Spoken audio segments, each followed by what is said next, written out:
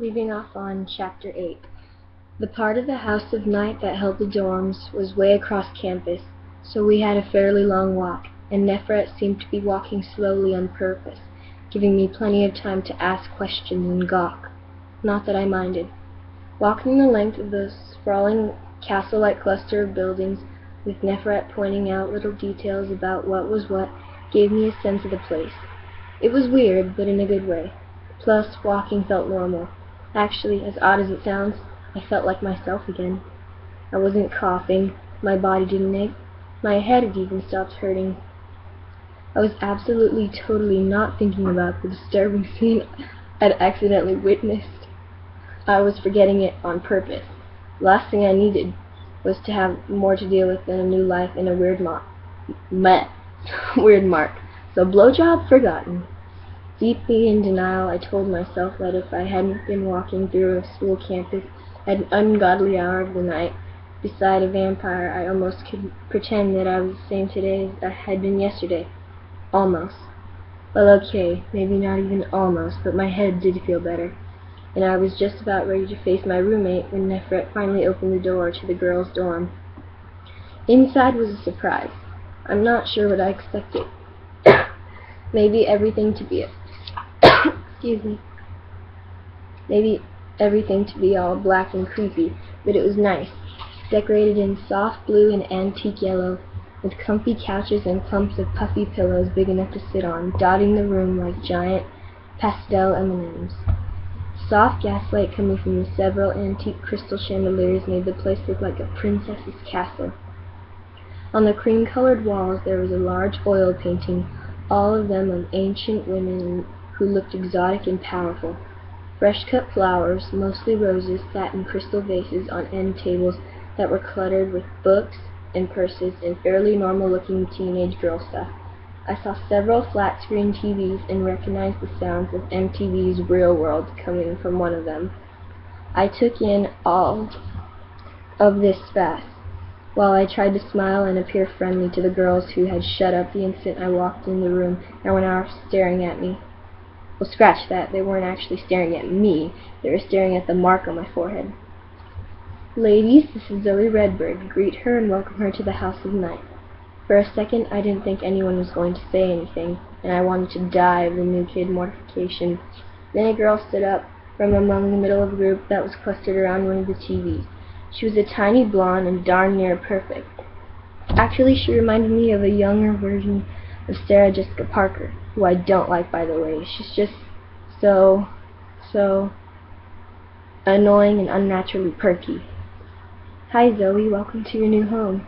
The SJP lookalike smile was warm and genuine, and she was clearly making an effort to make eye contact instead of gawking at my darkened mark. Instantly, I felt bad for making a negative comparison about her. I'm Aphrodite, she said. Aphrodite? Well, maybe I hadn't been too hasty in my comparison. How could anyone normal choose Aphrodite as her name? People. Please. Talk about delusions of grandeur. I plastered a smile on my face, though, and said a bright, Hi, Aphrodite. Nefret, would you like me to show Zoe to her room? Nefret hesitated, which felt really odd. Instead of answering right away, she just stood there and locked eyes with Aphrodite. Then, just as quickly as the silent stare-down had started, Nefret's face broke into a wide smile. Thank you, Aphrodite. That would be lovely. I am Zoe's mentor, but I'm sure she would feel much more welcomed if someone her own age showed her the way to her room. Was that anger I saw flash through Aphrodite's eyes? No, I must have imagined it. Or at least I would have believed I imagined it if that weird new gut feeling of mine hadn't told me otherwise, and I didn't need my new intuition to clue me in that something was wrong, because Aphrodite laughed, and I recognized the sound of it. Feeling like someone had punched me in the gut, I realized that this girl, Aphrodite, had been the one I just watched with the guy in the hall. Sorry, Aphrodite's laugh followed by her perky, Of course I'd be happy to show her around. You know I'm always glad to help you, Nefret. Was as fake and cold as Pamela Anderson's